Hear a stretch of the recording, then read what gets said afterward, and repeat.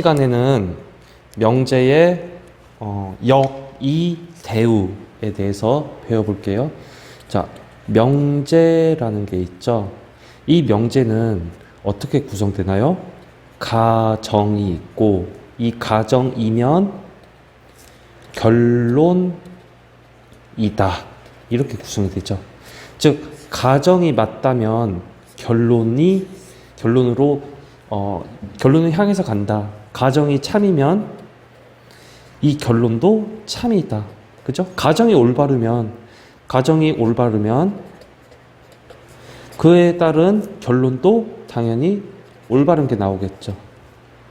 가정이 잘못되면 그에 따른 결론도 당연히 잘못된 결론이 나오겠죠. 그죠? 가정이 옳은데 결론이 잘못되거나 가정이 그른데 결론이 옳게 나오는 경우는 없죠. 과학과 적어도 수학에서는 이런 건 불가능하죠. 따라서 가정이라는 것을 우리가 여태까지 뭐라고 배웠어요? P라고 배웠죠. 그리고 결론이라는 것을 우리가 뭐라고 배웠어요? Q 이렇게 배웠죠. 자, 대문자로 쓸게요. 왜냐면 집합적으로 얘기하니까. 자, 가정이 옳다면 결론이 Q인 거죠. 자, 여기서 잠깐 설명을 위해서 P하고 Q를 소문자로 쓸게요. 자, 소문자로 쓸게요. 자, 그렇다는 것은 우리가 어떤 명제가 있다고 해봐요. 어떤 프로포지션이 있다고 해봐요. 이 명제가 P이면 Q라는 명제가 있다고 합시다. 그러면 이 명제에서 역을 한번 구해 볼게요. 역은 영어로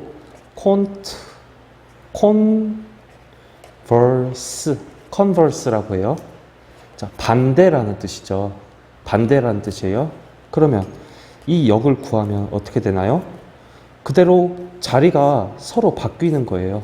자, Q이면 P이다. 이런 식으로요. 다시 명제 P이면 Q이다. 이것의 역은 Q이면 P이다. 이런 식으로 바뀌는 겁니다. 더 다른 거 배울게요. 자, 그러면 이번에는 이라는 걸 배울게요. 이는요, inverse예요. 영어로 inverse. 이것도 역시 반대라는 뜻입니다. 반대라는 뜻이에요. 자, 그러면 P이면 Q이다 라는 명제를 이를 한번 구해보면, 즉 inverse를 구해보면 not P이면 not Q이다. 이런 식으로 구해지게 됩니다. 자, 지금 계속 이 부분은 그냥 설명을 하는 부분이에요. 자, 그러면 converse. 자, 이건 역이랬죠? inverse. 이게 이라고 했죠. 근데 영어로 보면 converse하고 inverse하고는 물론 영어적 뉘앙스가 차이가 나겠죠. 그리고 converse와 inverse는 단어가 다른 만큼 분명히 뜻이 다를 거예요. 하지만 둘 다 공통적으로 무슨 의미가 갖고 있냐면 반대라는 의미가 갖고 있어요. 반대. 둘 다 converse하고 inverse는 둘 다 반대라는 뜻을 갖고 있어요. 그러면 자, 명제가 있다고 해봐요. 명제 P이면 Q이다. 이것의 반대 역을 구해보면 어떻게 반대가 되나 봐봐요. 이렇게 서로 자리를 바꾸게 되죠. 그래서 Q이면 P이다. 이런 식으로 자리를 바꾸게 되죠. 또 inverse, 이를 구해보면은 자, 어떻게 반대가 되나 봐봐요. 자, P를 반대로 역을 구해줍니다. not P이면 반대로 not Q이다. 이렇게 구해지게 되죠. 자, 대우라는 게 있어요.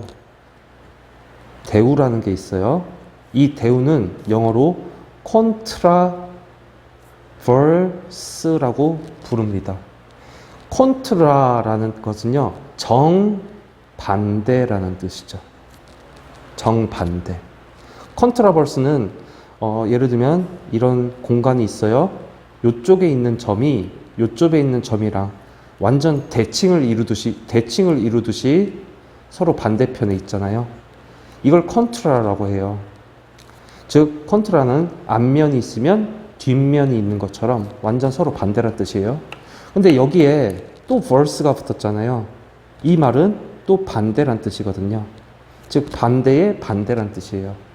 그러면 명제라는 게 명제의 P이면 Q이다를 가지고 요것의 대우를 구해볼게요. 어떻게 구하냐? 반대라고 했잖아요. 처음에 부정을 해봅니다. 이것도 반대죠. 거기에 또 반대잖아요. 반대의 반대 두 개가 있잖아요. 자리를 바꾸는 거예요. 그래서 not Q이면 not P이다. 이것이 바로 명제의 대우에 해당되게 됩니다. 자, 어렵지 않죠? 자, 다음 장에서 한번 정리. 프로포지션 P이면 Q이다. 자, 이런 명제가 있죠. 자, 이것에 요런 명제가 있다고 하면 이것의 역을 한번 구해 볼게요. 역을 한번 구해 보면 Q이면 P이다. 이런 식의 역이 나오겠죠. 컨트라, 컨버스 이렇게 구해지겠죠. 자, 이것에 그리고 여기 Q이면 P이다의 역은 뭐예요? 이쪽으로 가게 되죠. 바로 요것의 역은 바로 요게 되는 거죠. P이면 Q이다. 자, 이것의 2를 한번 구해 볼게요. 인버스. 2는 not P. 그냥 P를 부정하면 되는 거예요. 이면 not Q이다. 이렇게 되죠. 그러면 not P이면 not Q이다. 이것의 2는 또 어떻게 돼요? 이 반대로 가겠죠. 요것의 2는 요것의 인버스 관계는 P이면 Q이다. 이렇게 가겠죠. 그러면 요것의 역을 또 한번 구해 볼게요. 역은 어떻게 돼요? 서로 자리만 바꾼다고 했죠. 그죠? 자리만 바꾼다고 했죠. not Q이면 not P이다. 이런 식으로. 그러면 이것의 역행 관계가 또 나오겠죠. 어렵지 않아요. 자, 요것의 역의 관계는 not P이면 not Q이다. 이쪽으로도 갈 수 있겠죠. 이렇게 해놓고 살펴보니까 요거 두 개의 관계는 서로 어떤가요? 얘하고 이쪽의 관계는 2의 관계죠. 인버스의 관계죠. 그죠? 그리고 여기를 봐봐요. 얘하고 요쪽을 살펴보니까 자, not이 붙었으니까 반대예요. 근데 자리가 바뀌었죠, 지금. P가 앞으로 왔잖아요. Q가 앞으로 왔잖아요. 역에다가 또 역을 했죠. 그래서 컨트라 버스 대우가 되는 거죠. 대우. 그죠? 그럼 이쪽하고 이쪽의 관계도 대우가 되는 거죠. 얘도 봐봐요. 이렇게 한번 봅시다. Q이면 P죠. 그 말은 뭐예요? 얘를 부정하니까 not Q이면 not P이다. 그것을 또 반대로 생각해 보니까 not P이면 not Q다. 즉 여기도 대우 관계죠. 그죠? 자, 그래서 이것이 갖는 다시 정리를 해봐요. 자, 여기는 가정이랬죠. 자, 지금 논리를 배우는 거예요. 원래 이 명제 파트가 논리하기로 했잖아요. 가정이면 Q이다. 결론이 된다고 했죠. 가정이 참이면 결론도 참. 가정이 거짓이면 결론도 거짓이라는 거죠. 그러면 이것의 역은 이렇게 왔다 갔다 할 수 있겠죠? Q이면 P이다. 여기가 결론이 여기에서의 결론이 여기에서의 가정으로 바뀌는 겁니다. 자, 이쪽에서의 결론이 이쪽으로 오면 가정으로 바뀌는 거예요. 그리고 여기가 결론이 돼버리겠죠. 그죠? 그 다음, 얘의 2는 어떻게 돼요? 여기서의 가정이 not P라고 했죠. 그러니까 가정이 아니면 not Q죠. 결론도 아니다. 이런 식의 관계가 나오고, 여기도 2를 구하면 not Q, 즉 Q가 가정이라고 했죠. 여기서는, 그죠? 앞에 있는 게 가정이에요. 가정이 잘못됐으면, 가정이 아니면 결론도 잘못됐다. 결론도 아니라는 거죠. 이렇게. 그리고 제일 중요한 거, 이게 제일 중요해요. 자, 여기를 부정하고 거기에 또 반대로 순서도 뒤집고 컨트라에다가 인버스까지 합친 거, 여기가 서로 대우겠죠. 그죠? 이렇게. 자, 결론이 가정으로 변했고 결론이 부정됐어요. 가정이 결론으로 변했고 가정이 부정됐어요. 반대 이쪽 관계도 마찬가지겠죠. 얘네 둘, 이쪽하고 이쪽의 관계도 마찬가지겠죠. Q가 여기서는 이것의 여기니까 Q가 가정이 되는 거예요. 앞으로. 그러면 가정이 Q이면 P라는 이런 가정과 결론의 관계인데, 이것이 서로 부정됐을 뿐만 아니라 자리까지 Q하고 P하고 바뀐 거죠. 그러니까 요거 부분도 이 두 개의 관계도 서로 대우겠죠. 얘하고 얘의 관계도 서로 대우의 관계이고요. 제일 중요한 것이 가정과 대우는 명제와 대우는 항상 같이 갑니다. 무슨 말이냐? 명제가 참이면은요, 대우도 참이 돼요. 명제가 참이면 대우도 참입니다. 또 명제가 거짓이면 대우도 거짓이 됩니다. 이 관계를 암기할 수 있겠죠?